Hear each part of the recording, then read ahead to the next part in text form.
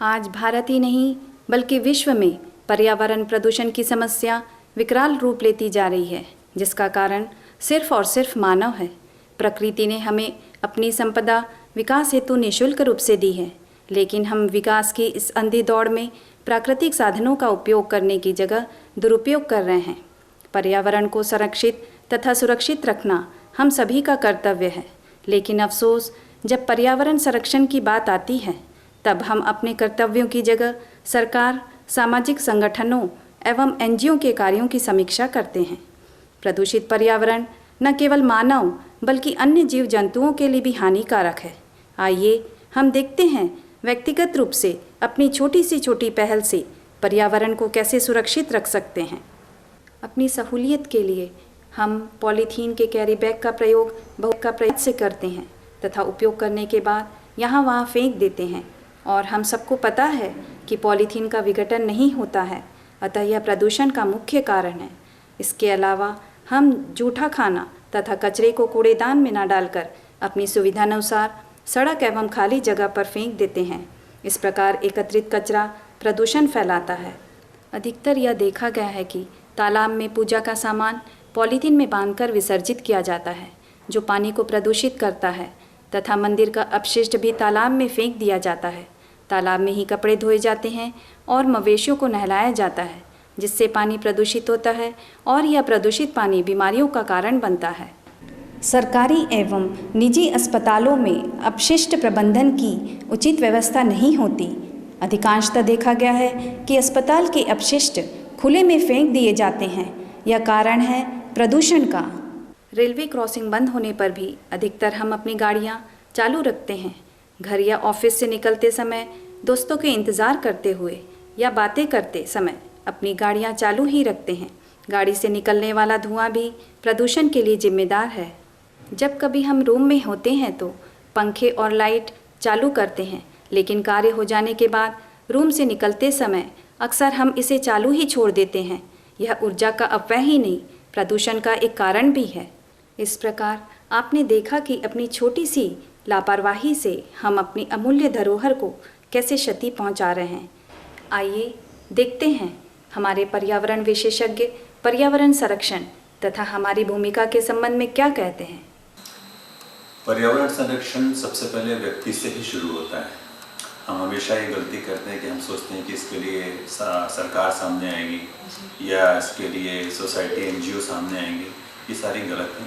सबसे पहले यदि आप अपने घर के सारे जो बल्ब हैं उनको साधारण बल्ब को यदि कॉम्पैक्ट फ्लोरोसेंट लाइट से कन्वर्ट कर देते हैं, ये छोटा सा स्टेप जो होता है ये करीब 150 किलोग्राम CO2 का एमिशन साल भर में रोक सकता है।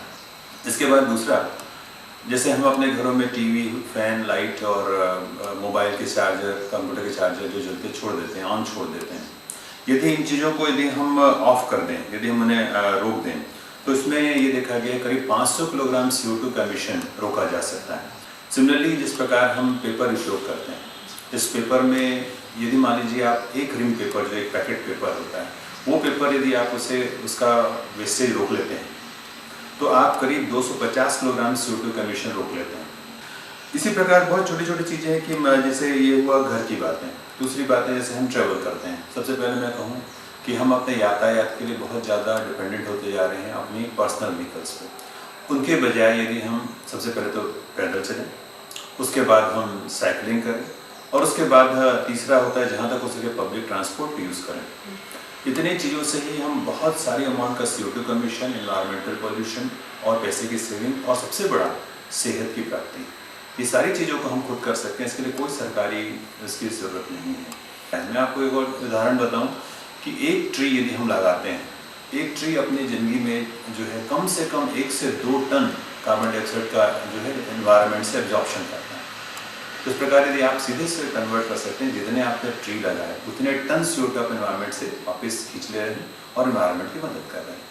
तो इस प्रकार बहुत छोटी छोटी चीज़ों से मेरा मानना है कि हमारा जो भारतीय धर्म हमें कहता है कि चीज़ों को हम अपने धार्मिक लेवल पे, जैसे हम घर में तुलसी लगाने की प्रात से शुरुआत करते हैं, उसी प्रकार इसको हम अपने दैनिक जीवन का अंग बना लें और उसे करें तो ज़्यादा उचित होगा, बजाय बड़ी बड़ी बातों की। अपनी आवश्यकताओं को कम करें। सबसे हमारी जो समस्या हो रही है वो आवश्यकताओं को हम बढ़ाते जा रहे हैं। आवश्यकताओं की कमी और पर्यावरण की सुरक्षा। यदि हम पर्यावरण की बात करें तो मेरे हिसाब से प्लास्टिक वेस्ट जो आज निकल रहा है वो एक पर्यावरण के लिए बहुत बड़ी चुनौती है, क्योंकि इसका निष्पादन किस तरीके से किया जाए ये एक गंभीर विषय है। आमतौर पर हम ये देखते हैं कि आज हमारे दैनिक जीवन में प्लास्टिक और ख़ास करके पॉलीथीन जो है, पॉलीथीन के कैरी बैग्स, ये हमारे जीवन का अहम हिस्सा बन गए हैं। लेकिन इस्तेमाल के बाद हम उन्हें यूं ही फेंक देते हैं, जिसके कारण बहुत सारी पर्यावरणीय चुनौतियों का हमको सामना करना पड़ता है। एक तो हम सब जानते हैं कि प्लास्टिक जो है वो बहुत अपने आप डिग्रेड नहीं होता, बायोडिग्रेडेबल नहीं है। इस वजह से ये जहाँ फेंका जाता है वहाँ पर ये कई सालों तक वैसे ही पड़ा रहता है।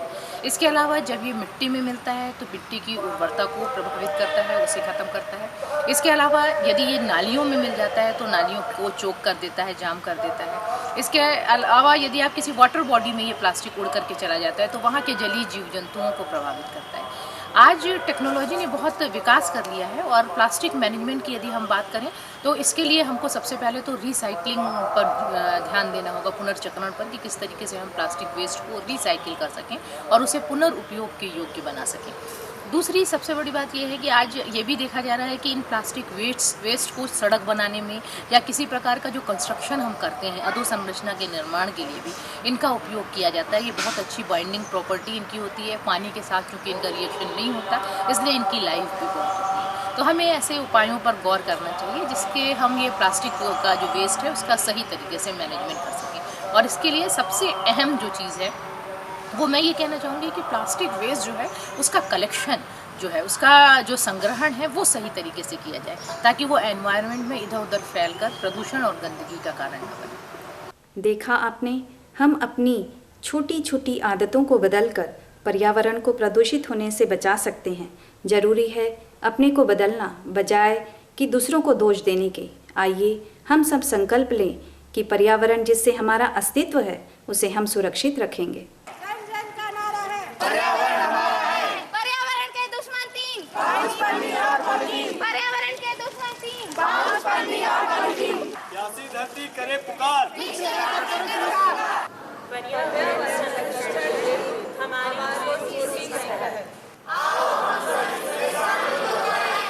सूरज और चांद को लग गया ग्रहण, डालियों में धंस गए विष बुझे तीर, नदियों में घुल गया हवाओं का लहू, फूलों पर बैठ गई बारूद की गंध। क्या छोड़ जाएंगे विरासत में, आखिर क्या छोड़ जाएंगे। स्वच्छ पर्यावरण हमारे आने वाली पीढ़ी के लिए अमूल्य धरोहर होगा।